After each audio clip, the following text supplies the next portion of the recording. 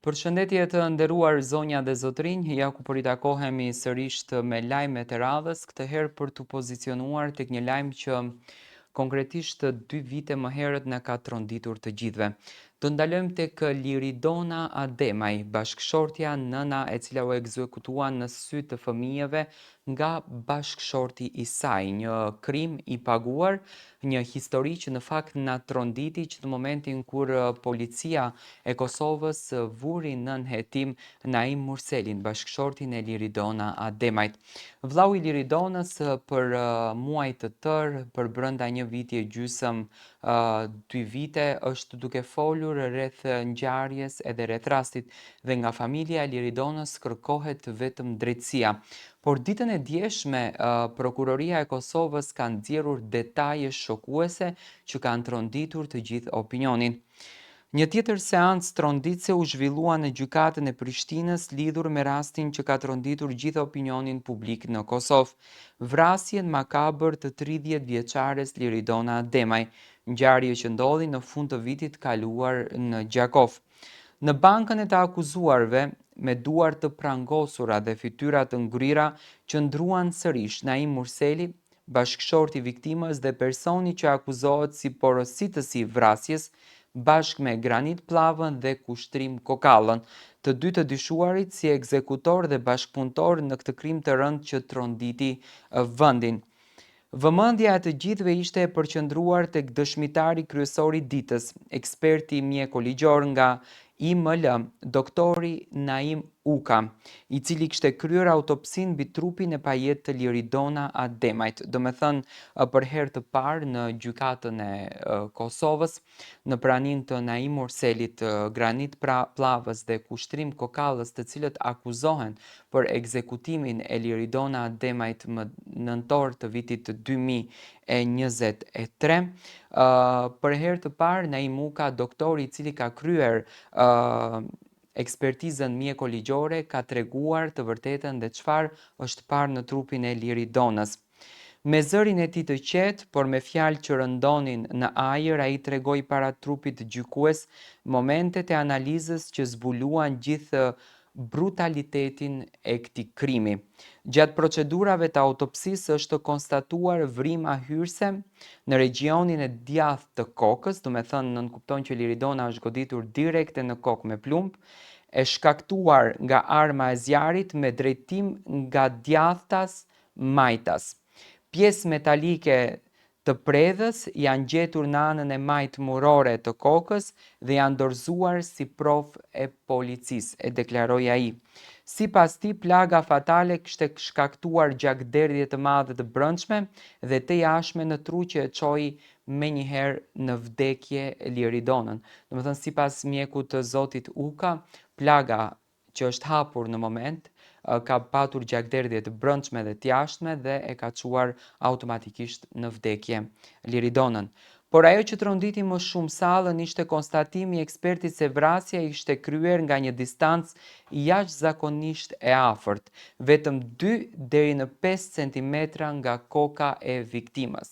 Thënë, kjo është e tmerrshme, imagjinoni 2 cm apo 5 cm sa largësi ka nga koka e Liridonës. Është kryer vrasja. Mua më vjen shumë keq që sot nënës së Liridonës edhe një herë ja rikthejmë dhimbjen, por janë deklarata që duhet patjetër të bëhen publike.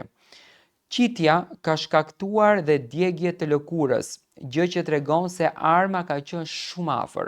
Do me thënë, është hapur dera, autori është afruar krejtësisht tek Liridona dhe e ka vrarë. Kjo nuk kupton që Liridona e ka parë fundin e saj.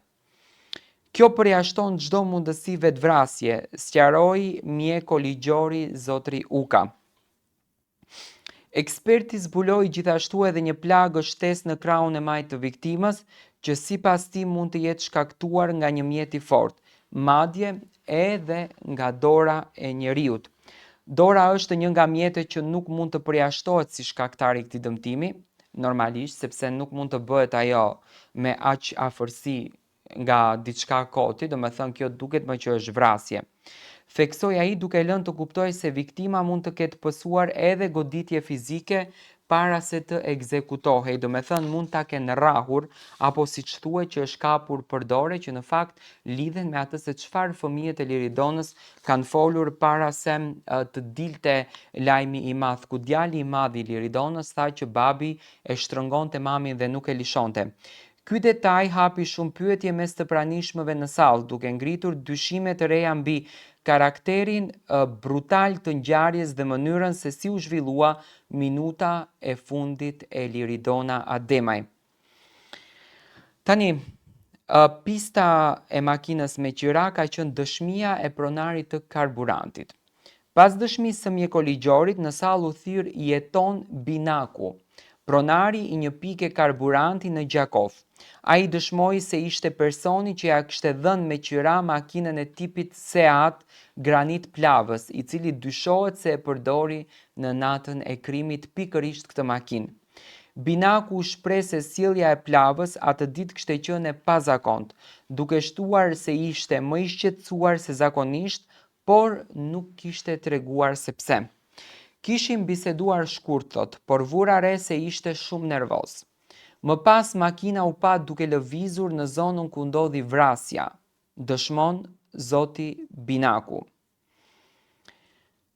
Nga këto gjëra, do me thënë që ishin pjesë tematike që u fol, do me thënë nga mjeku i cili ka bërë autopsin, le ta quajmë kështu siç e njeh publiku, dhe nga dëshmia e zotit Binaku që tregon se ja ka dhënë makinën të tipit Seat Granit Plavës, i dishuari i parë për vrasjen e Liridona Ademajt, dalim tek pjesa më e keqe që është na kanë plaçkit, që Naim Murseli, do me thënë, telefonoi familjarët dhe rrethin duke thënë që na kanë plaçkit dhe në ato moment nuk ka mundur do ta shpëton Liridona Ademaj. Kjo ka qenë deklarata Naim Murselit.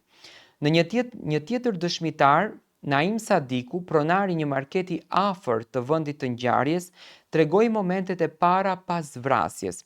Ai rrëfeu se Naim Murseli kishte hyrë në market me 2 fëmijët e tij të mitur, duke thënë me ton paniku: "Na kanë plaçkitur, gruaja më ka mbetur në kerr."